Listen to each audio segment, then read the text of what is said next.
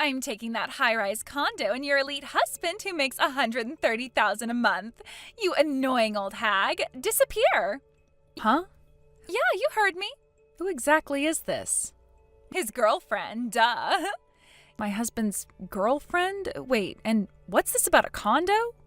Yeah, that fancy high-rise condo you just bought, huh? Starting today, it's gonna be my sweet home with him. I'm completely lost. What on earth are you talking about? Come on, don't you recognize me yet? Sorry, I don't think I do. Do I really have to say it? I'm Danny. We went to middle school together. Wait, Danny? Hold on, let me think. Wow, I even introduced myself and you still don't remember? Oh, yeah, now I think I remember. You were always bragging about being the tallest girl in class, right? Yes, exactly. I was tall, model-like, super mature, and of course, stunningly gorgeous. Yep, that was me. Hi, you did have that whole thing going on. But honestly, I've completely forgotten what your face even looks like. Excuse me? And now you, the tall girl from back then, are telling me you're my husband's girlfriend? Oh yeah, Chris is head over heels for me. Wait, Chris? Yep, he's totally ready to divorce you soon. So I packed up my stuff and came over to the high-rise, and guess what?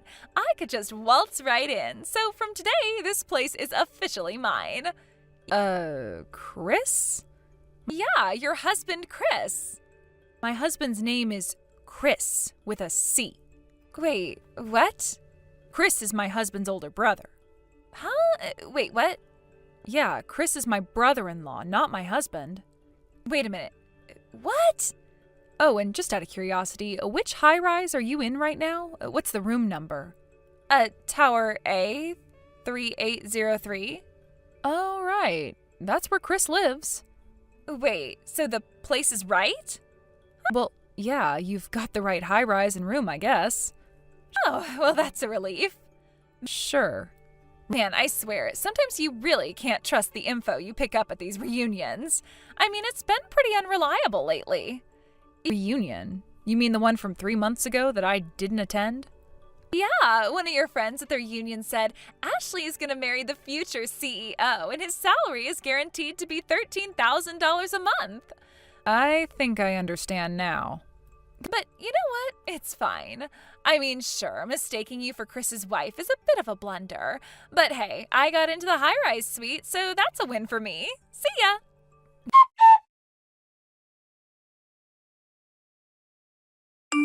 Good evening, Maddie. Do you have a moment? Yes, Ashley? What's going on? So that woman who claims to be Chris's girlfriend just messaged me about her plan to take over the high-rise condo. What? Are you serious?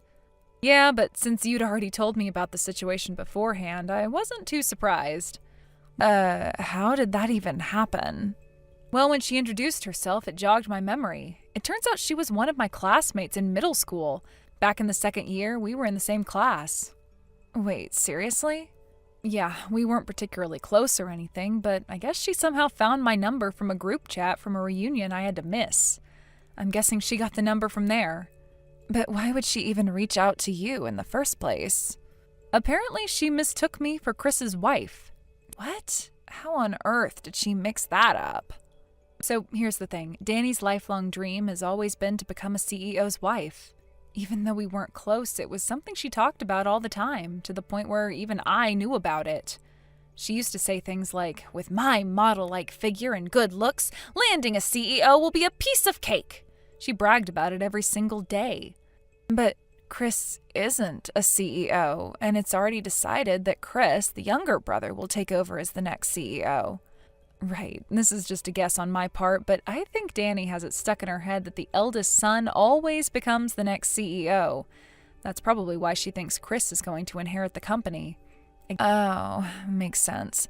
That's been the tradition, right? Every generation, the eldest son inherits the company, ever since your great-grandfather founded it.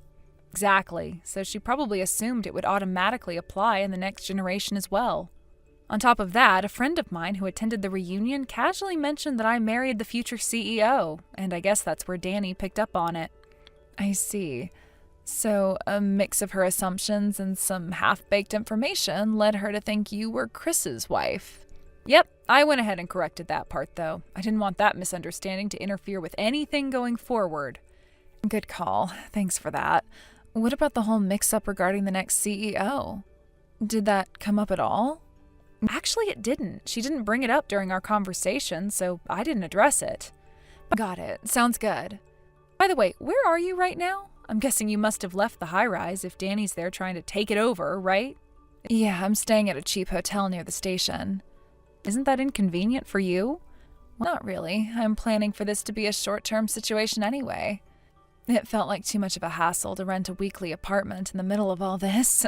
Honestly, I'm having a pretty good time here, so don't worry about me. Well, as long as you're okay with it. Besides, we're actually in the final phase of our plan now. The moment that woman decided she was going to hunker down and take over room 3803 in Tower A, she sealed her own fate. Tomorrow morning, it's all coming to a head.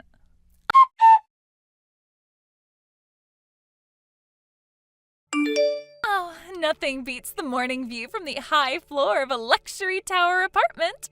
It'd be perfect if only Chris weren't away on his overseas business trip. Huh? Wait, do you not know? Chris isn't on a business trip, he's on an overseas assignment. What? Overseas assignment? You mean he's not coming back for a while? Well, he might return for holidays or for work, but as far as I've heard from his wife, it's probably going to be permanent. What? His wife? Why is his wife involved in him moving overseas permanently? Well, they're married, after all. Chris is going to marry me. That's the whole point. We're supposed to be finalizing his divorce right now. So if anyone's going to live abroad with him, it should be me, his future wife. And hold on a second. What about this tower apartment he just bought? Isn't it a waste of money if he's planning to move overseas permanently? I think you should probably ask Chris's real wife about that. What? You haven't met her yet, have you? And it sounds like you don't even know her name. I don't need to know her name. Well, I think you'll have no choice but to confront her soon, so maybe you should start preparing yourself mentally for that. What?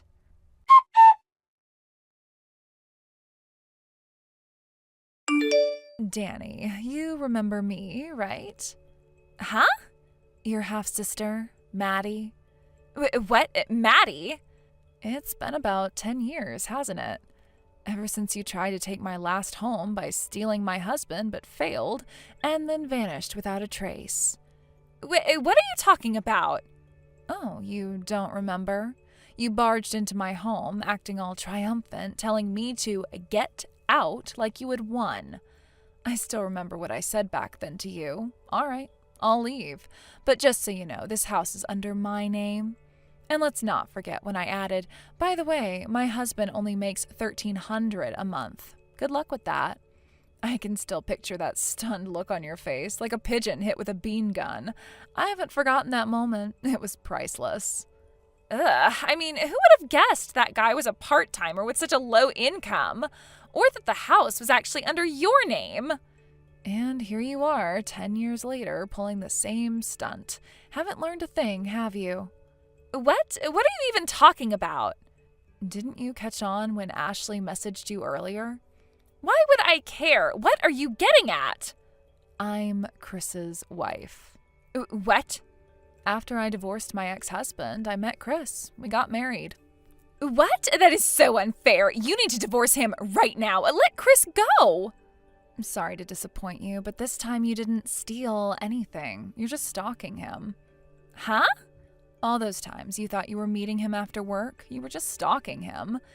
And that 3803 apartment you're sitting in right now, you broke in with the key you stole from Chris's bag. It's called trespassing, and now you're squatting illegally. What are you talking about? Chris left his bag open so I could easily grab the key. He was doing me a favor. No, he just forgot to zip his bag properly. And most people, when they see an open bag, don't just take things from it. That's called stealing. Whatever. Either way, this apartment is mine now. Chris's stuff belongs to me since I'm going to be his future wife after all. Weren't you listening? He's going to divorce you. I hate to break it to you, but that 3803 apartment you're sitting in, I bought that. What? I'm a real estate investor. That apartment was an investment property.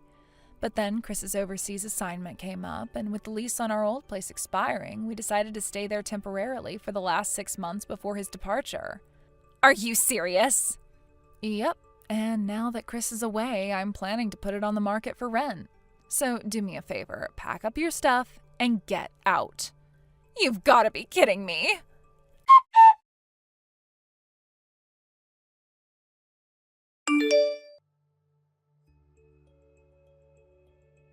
Ashley, I heard that your husband is going to be the next president of the company. Is that true? You have to let me have your husband. Honestly, I should have aimed for him from the start, but I ended up making a mistake and going after someone else. This whole situation is so confusing. As an apology for messing things up, you need to give me your husband. I knew you would say something like that. So give him to me right now. Well, I mean, it's a freebie, right? That's not impossible. With my model-like figure and stunning beauty, any man would fall head over heels for me in no time. You did mention that my husband's name is Chris, right? What? Chris? Do you really think you can take him just because you heard his name? Did you really think you can take him just because you heard his name? I don't think your choice of words was very nice, but yes, that Chris. The same one you've bullied and looked down on for ages. And it turns out that Chris is actually the son of the company president. No matter how good-looking someone might be, there's no way I could develop any romantic feelings for someone who only brings back terrible memories for me. If only I had known back then that he was the president's son. Ugh, I really messed up this time.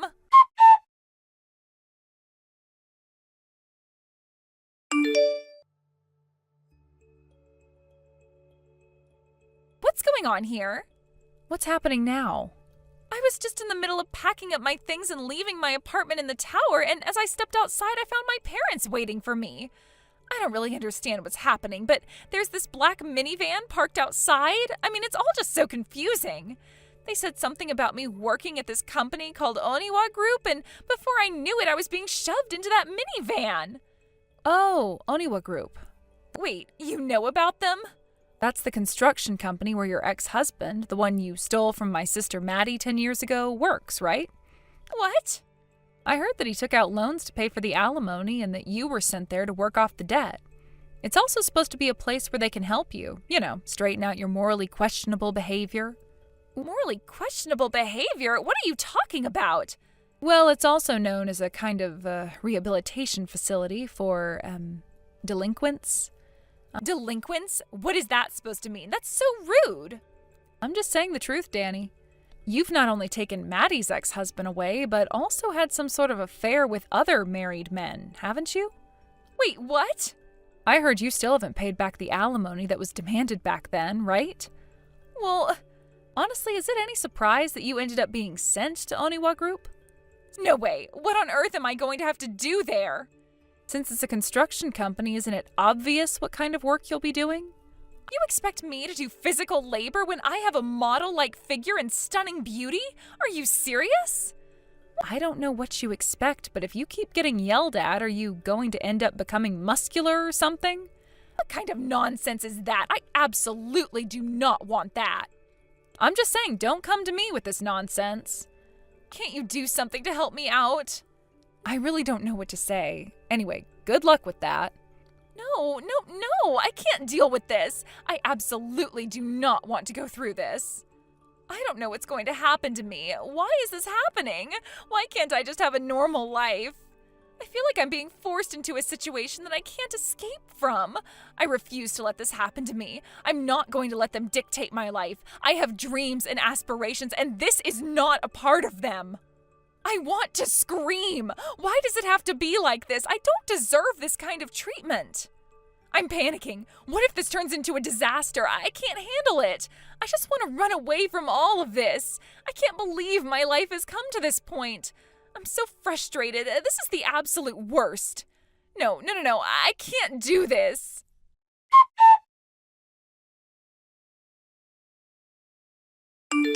Danny, believe it or not, is already 29 years old. her parents had reached a breaking point with her behavior and decided to give up trying to manage her. They had been neglecting her for quite a while, but when she almost landed in a situation that could have involved the police, they realized it was time for drastic measures. They arranged for her to join Oniwa Group, a construction company, in hopes that it would help her straighten out her life. Danny, however, was completely bewildered by this turn of events. Instead of stepping into her dream life as the glamorous wife of a company president, she found herself burdened with debt and forced to work at a construction site. The reality of her situation left her feeling lost and confused. "Such a job could never suit someone as dazzling as I am," she cried, throwing a fit and causing a scene. It was hard for her to accept that her life had taken such an unexpected turn. She had envisioned a life filled with luxury, elegance, and high society, but here she was, being told to work in an environment far removed from her dreams. Despite her protests and outbursts, her situation changed rapidly. In no time at all, she was captured, metaphorically speaking, and thrown into a black minivan that whisked her away to her new life. As the vehicle sped off, Danny couldn't help but feel like she was being taken to some sort of punishment.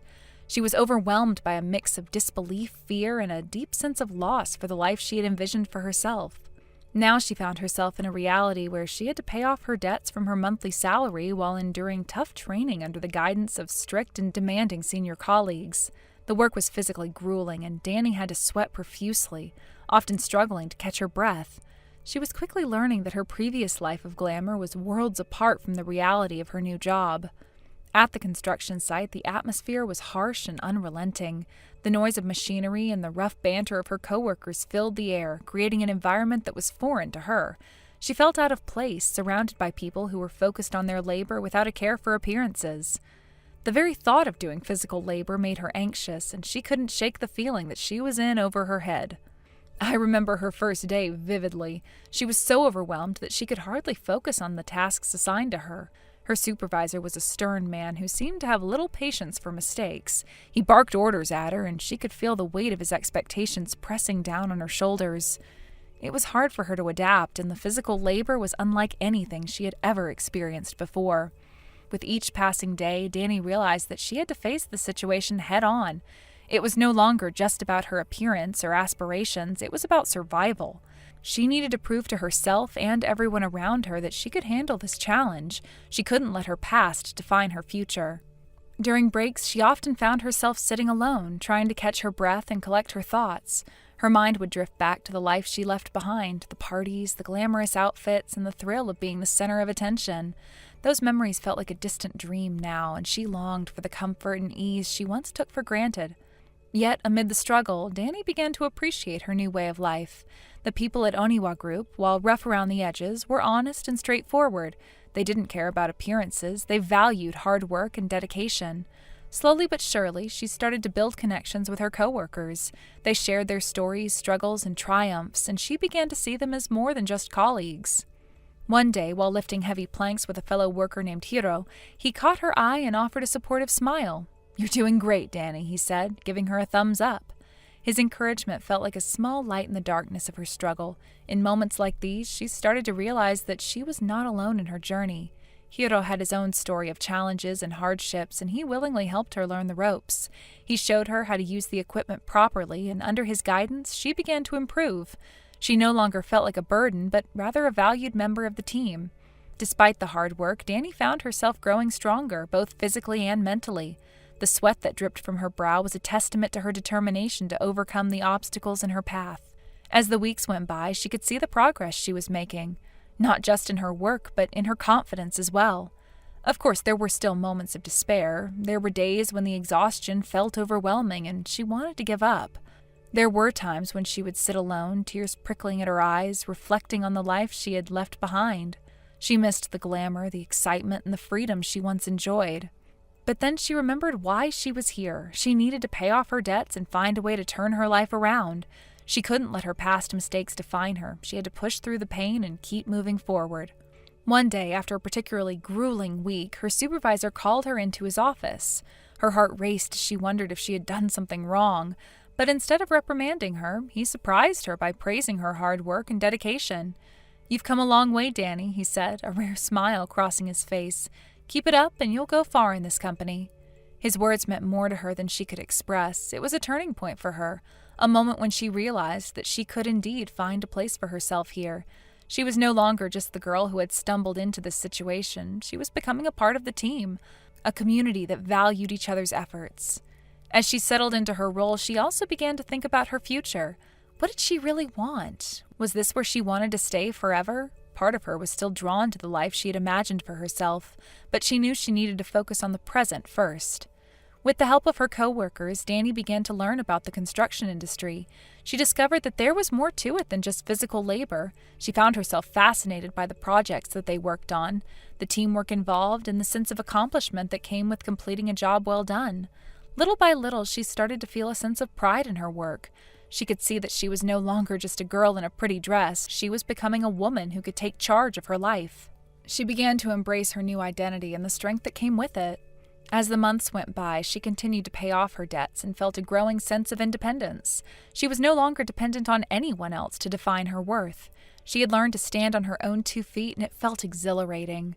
While she still had moments of longing for her old life, she also found joy in the friendships she was forming at Oniwa Group. They would often share laughs and stories during breaks, and she felt a sense of belonging that she hadn't experienced in a long time. In the end, she realized that this unexpected turn of events had become a blessing in disguise. She was learning about resilience, hard work, and the value of genuine friendships. It was a journey that was shaping her into the person she had always wanted to be, even if it wasn't in the way she had originally envisioned. She couldn't help but wonder what the future would hold for her. Would she ever return to that glamorous life she once dreamed of? Or had she found something more fulfilling in this new path? Only time would tell, but for now, she was ready to face whatever challenges lay ahead. Through the ups and downs, she had discovered her strength, her voice, and her place in the world. And that, above all, was worth every ounce of sweat and tears. As she reflected on her journey, she realized that she was not just surviving, she was thriving. She had come to appreciate the value of hard work and the satisfaction that came with it. She was no longer just a pretty face, she was a determined woman with a strong spirit. Every morning she woke up with a renewed sense of purpose. She was ready to face the day, no matter what challenges awaited her. She had learned that life was not always easy, but it was in those moments of struggle that she found her true strength. In the end, she had transformed her life in ways she had never imagined. The woman who once cried over the loss of her glamorous lifestyle was now embracing the beauty of her new reality. She was learning to navigate this new world one step at a time, and she was proud of the person she was becoming. Thank you for watching. Please subscribe and hit the like button. See you next time.